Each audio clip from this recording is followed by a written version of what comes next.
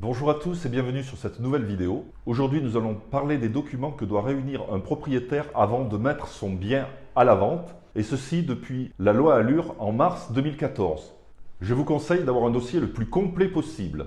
Si votre bien est vendu libre de toute occupation, vous devrez fournir le titre de propriété, les documents relatifs à la situation familiale, la taxe foncière, les diagnostics, la loi Carrez, le diagnostic de performance énergétique. Information importante, à partir du 1er avril 2023, un audit énergétique sera demandé pour les logements classés en D, E, F et G.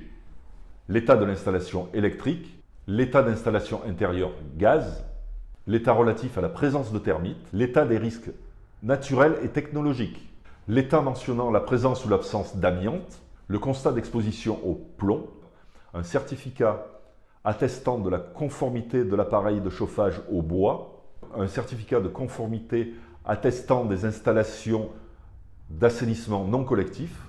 Celle-ci concerne les logements non reliés au tout à l'égout. S'il y a une piscine privée à usage individuel ou collectif, vous devez justifier qu'elle dispose d'un dispositif de sécurité. En cas de travaux importants, vous devrez fournir des justificatifs. Pour information, cela concerne notamment les travaux sur la structure du bâtiment, la surface intérieure du logement et l'aspect extérieur. Si le bien est en copropriété, le propriétaire devra apporter la preuve que ces travaux ont été acceptés en assemblée générale par les copropriétaires. Si vous êtes en copropriété, il faudra fournir également le règlement de copropriété et d'éventuels modificatifs, les procès-verbaux d'assemblée générale des 3 dernières années, éventuellement le procès-verbal d'une assemblée générale extraordinaire. Les charges de copropriété, lorsque vous vendez un logement qui est ou a été loué, vous devrez fournir des pièces complémentaires en plus de toutes celles que nous avons vues précédemment. Soit le logement est vendu occupé.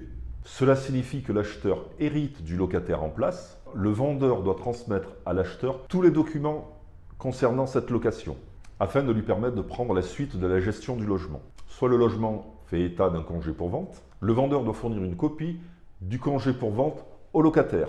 Si le logement était loué vide, le vendeur doit apporter la preuve qu'il a respecté le droit de préemption du locataire. Soit la vente est consécutive à un congé du locataire, dans ce cas, le vendeur doit fournir la copie de la lettre du congé du locataire. D'autres documents complémentaires vous seront demandés pour la rédaction du compromis de vente. Le PAC Allure, le carnet d'entretien, le pré-état daté. J'espère que ces conseils vous auront aidé à voir plus clair dans votre projet de vente de biens. Si toutefois vous avez besoin de mes services, n'hésitez pas à me faire appel. Je vous invite à nous suivre sur notre page Facebook et Instagram et n'hésitez pas à nous liker. À très bientôt, j'espère.